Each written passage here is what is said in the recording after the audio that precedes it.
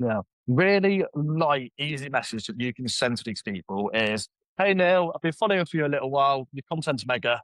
I'm curious.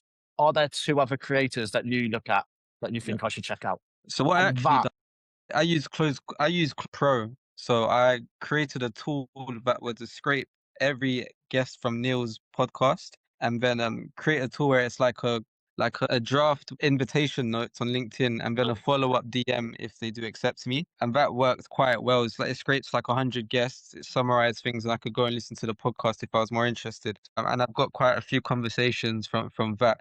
So yeah, that's definitely works well and something I'd recommend for anyone. yeah. Look at Neil's podcasts and like if there's people on that, like everyone that I've seen on Neil's podcast is someone that I follow. Mm. And that's something that's also told me as a sales Yeah, rep that like, do you know what? Yeah, right. I'm connecting with the right people because like yeah, I'm seeing, and if there's someone that I don't recognize straight away, as you say, just connect out with them. Because like you've watched Neil, you trust Neil is a great source of coaching and development with the sales world. So if Neil is reaching out, if Neil is reaching out and working with these people, then that typically means that Neil will advocate for them as well. So it's yeah, a great way just to expand. Everything I learned was from watching other sales creators, and it's been fundamental to me enjoying my job and actually, like to say, relatively good at it. So yeah, just absorb as much as possible, connect. You don't need to be artificial and be like, hi, you don't have to ask every single time, do you have any jobs going? Do you know where I can get a job? But mhm, just by asking, like, Neil, who are two people that come at the top of your mind that I should be checking out?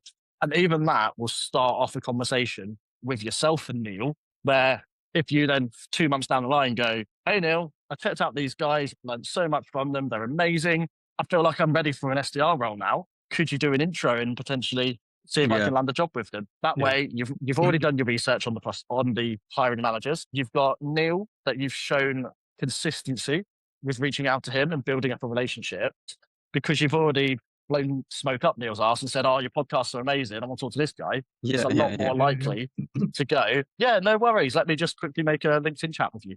And that's the best way to like, whenever I've had someone start a group chat with me, like if Neil was to create a group chat and go, hey, I've got this amazing sales rep, Kirsten.